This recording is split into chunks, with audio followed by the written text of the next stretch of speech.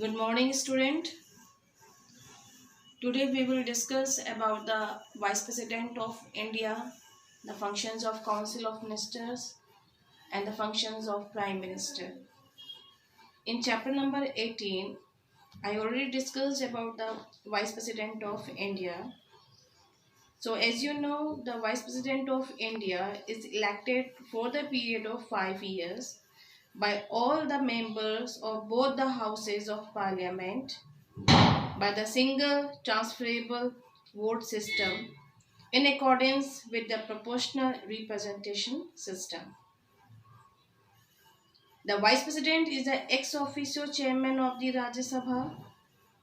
He performs the same functions in Rajya Sabha as the Speaker of Lok Sabha. Since the Vice President is not a member of Rajya Sabha, she or he does not participate in voting in the House. However, in the case of tie, she or he can exercise his casting vote. Now, the Union Council of Ministers. According to the Constitution of India, there shall be a Council of Ministers headed by the Prime Minister. It consists of senior ministers called Cabinet Ministers, junior ministers called Minister of State. The Council of Ministers is responsible collectively to the lower house of the Indian Parliament. Lower house means Lok Sabha, House of the People. The composition of the Council of Ministers are start with the appointment of the Prime Minister by the President of India. Other ministers are appointed afterwards by the President on the advice of Prime Minister.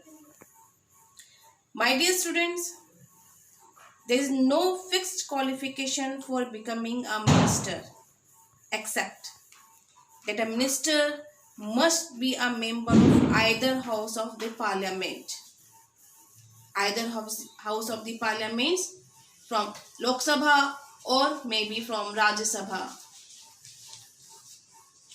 Suppose any minister who is not a member of parliament means a non-member is made a minister, she or he can continue only for a maximum period of 6 months, or she or he has to secure a seat in either house of the parliament within this period.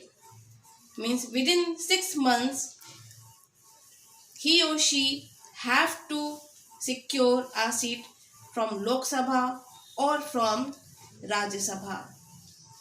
Failing which she or he shall cease to be a minister if he or she are not able to secure a seat from Lok Sabha or from the Rajya Sabha, then they have to resign from these posts.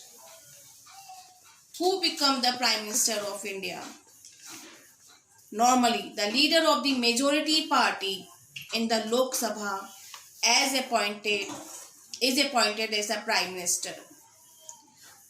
But sometimes what happened, my dear student, no single party gets a clear majority, then the leader of two or more parties combined together or an alliance is called upon to become the Prime Minister and form the government. The government headed by such a Prime Minister is called the coalition government. Now, functions of the Council of Ministers. So many functions are performed by the Council of Ministers.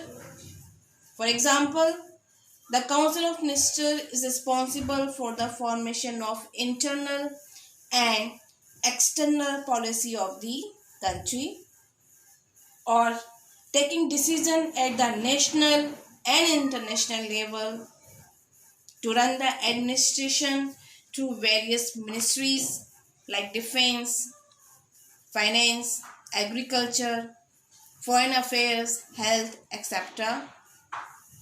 It also performs certain legislative functions like preparing and approving the annual budget and making laws. Now, what are the functions of the Prime Minister? The Prime Minister is the pivot and the entire administration revolves around her or him. As head of the government, as already I told you that Prime Minister is the head of the government. So the Prime Minister enjoy real powers. So what are the main powers of the Prime Minister? These are some powers. First, to form Council of Ministers. He advised the President. Prime Minister advised the President on the appointments of the ministers. He decided the portfolio of the ministers and can even ask for their resignations also. And to presides over the meeting of the cabinets as well as the Council of Ministers. Prime Minister also coordinate the working of various departments. He advised the President to summon or prorogue the session or to dissolve the Lok Sabha before its term expires. Then to advise the President about the important appointments like that of Chairman of UPSC, Auditor General of India, Ambassador, etc. And to act as a link between the President and the Cabinet. My dear student, in parliamentary form of government, the Prime Minister occupies the most important position and will allots of power. This chapter number 19 is over, my dear student.